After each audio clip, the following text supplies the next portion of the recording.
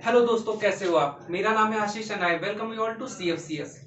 तो बच्चे, जैसा हम लोगों ने बात करा था अपनी फर्स्ट जो इंट्रो क्लास हुई थी अपनी, कि हम लोग कौन सी सीरीज स्टार्ट करने वाले हैं, न्यूमेरिकल सीरीज स्टार्ट करने वाले हैं। और जो मेरे पास जो क्वेश्चन बैंक है वो किसका था, RGPV का। ठीक है, राजीव गांधी RGPV भोपाल, जो भोपाल की जो MP की स्टेट टेक्निकल यूनिवर्सिटी है। ओके, तो चलो, तो आज से हम लोग अपना सेशन स्टार्ट कर रहे हैं। तो आप लोग जितने भी आपके फ्रेंड्स हैं सबको आप इन्फॉर्म कर दो। So without wasting time let's move to our question. Okay, तो चलो बच्चे, ये जो क्वेश्चन है ये RGPV 2011 में आया हुआ है। कौन से इसमें, स्ट्रेंथ ऑफ मटेरियल सोम में। ठीक है, सोम में ये आ चुका है। हम लोग अपना स्ट्रेंथ ऑफ मटेरियल से स्टार्ट कर रहे हैं बच्चे। ठीक है, क्योंकि वो बेसिक है। जब आपका सोम अच्छा होगा देन आपका टॉस अच्छा होगा, आपका RCC, आपका स्टील, जितने भी स्ट्रक्चर वाले सब्जेक्ट हैं आप सब सोम के कॉन्सेप्ट पे टिके हैं। ठीक है, तो चलो हम लोग बिना टाइम लूज किए चलो क्वेश्चंस करते हैं। तो बच्चे देखो, क्वेश्चन मैंने यहाँ पे लिख रखा है। आप एक काम करो, क्वेश्चन पढ़ो, स्क्रीन पॉज करो और आप सोचो खुद से कि आप ये खुद से कर सकते हो या नहीं। ठीक है, चलो, तो कर लिया आपने स्क्रीन पॉज। चलो मैं स्टार्ट करता हूं। ओके बच्चे, देखो क्वेश्चन क्या दिया है।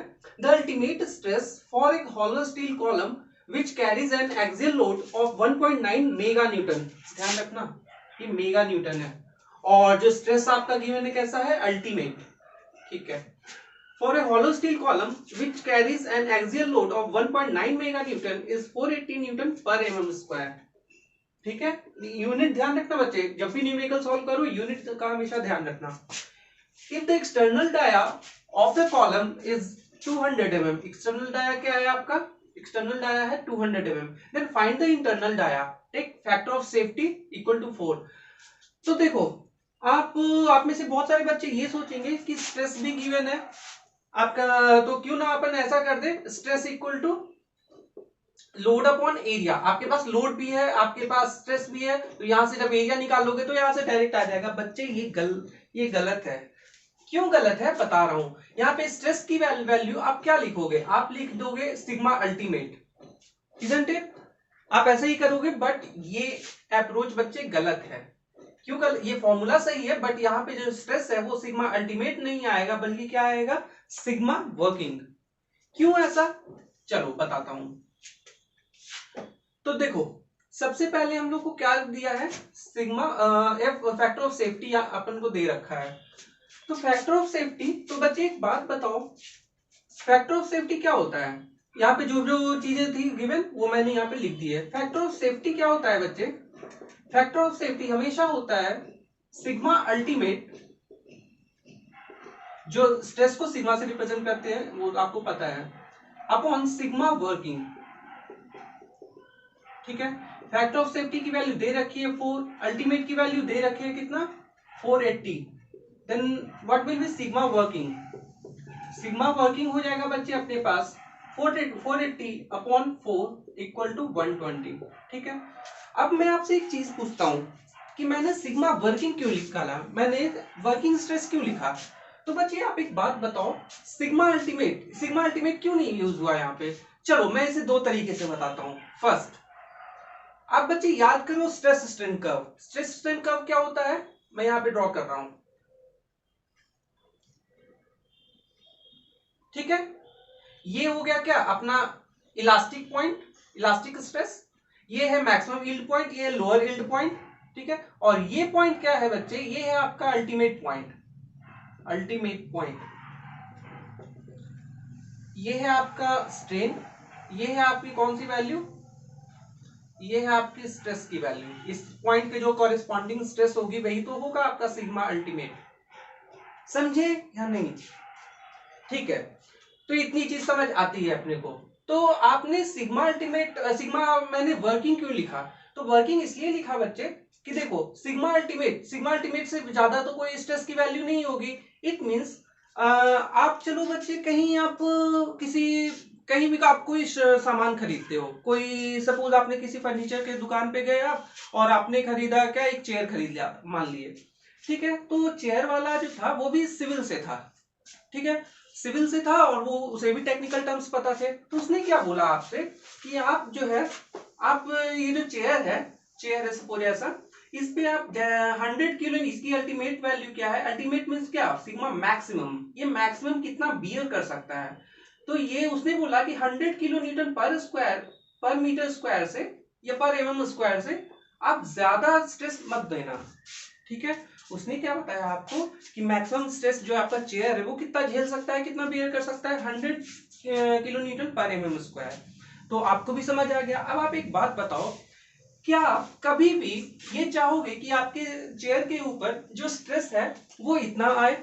नहीं, क्योंकि आप कभी नहीं चाहते कि आप क्योंकि आपको वो सेफ्टी का कंसर्न होगा, क्योंकि जैसे ही आपने 100 किलोमीटर पर मीटर स्क्वायर से थोड़ा भी ज्यादा दिया तो आपका चेयर ब्रेक कर जाएगा, आपका स्ट्रक्चर ब्रेक कर जाएगा।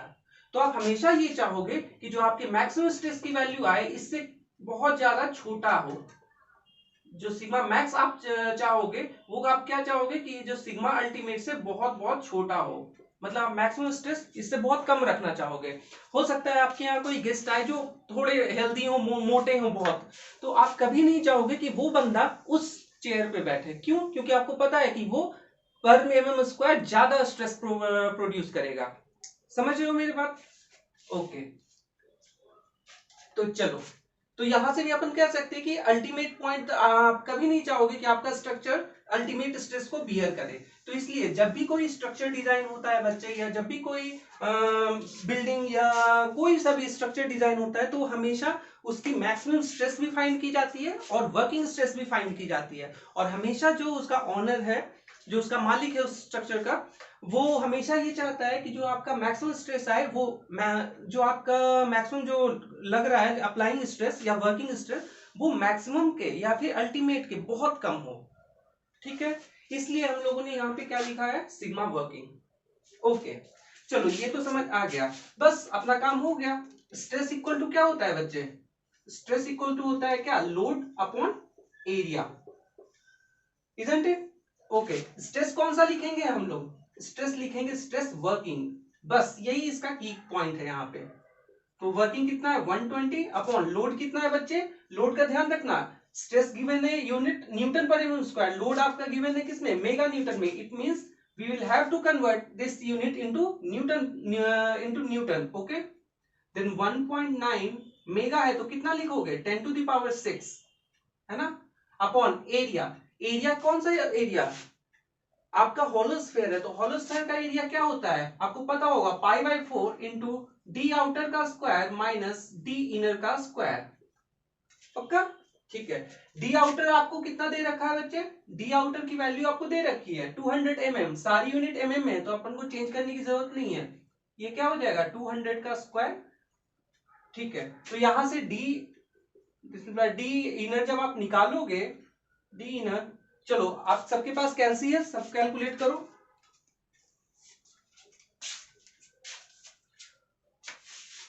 वन ट्वेंटी,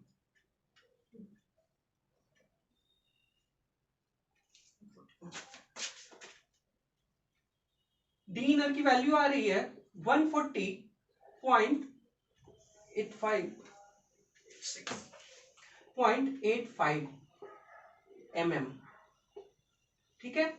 ये आपका है आंसर। अब बताओ, किसी को कोई डाउट हो, किसी को कोई डाउट हो तो बताओ बच्चे। आप जिसे भी किसी भी पॉइंट पे कहीं डाउट हो तो आप कमेंट बॉक्स में डाल देना, ठीक है। So it is all for today. अगर ऐसे ही बच्चे हम लोग हर दिन कोई क्वेश्चन करने वाले हैं, एक या दो, वो आपके क्वेश्चन के ऊपर डिपेंड करता है। ये तो बहुत इजी क्वेश्चन था, मैं कोशिश करूंगा कि आपके लिए 2 क्वेश्चन लाया जाए एटलीस्ट, अच्छे अच्छे क्वेश्चंस। और ये अभी स्टार्टिंग है इसलिए थोड़ा लेवल कम रखा है मैंने। और अपना ऑब्जेक्टिव क्या है कि जितने भी आए हुए क्वेश्चंस हैं उनको सॉल्व करें, ताकि इजी भी क्वेश्चन हो तो आपका फियर वो निकले कि हाँ न्यूमेरिकल्स भी आप इजीली बना सकते हो, ठीक है। ये है मेरा पर्पस। चलो, तो किसी को और कोई सजेशन देना हो बच्चे तो आप कमेंट में डाल देना, किसी को कोई डाउट हो तो आप लिख देना वहीं पे, ओके। तो आप अपने दोस्तों को भी बच्चे इन्फॉर्म कर दो। और अगर वीडियो अच्छा लगे तो लाइक कर देना, अगर अच्छा नहीं लगे तो डिसलाइक भी कर देना, ठीक है। बस आप रीजन मेंशन कर देना, ओके, तो this is all for today, thank you.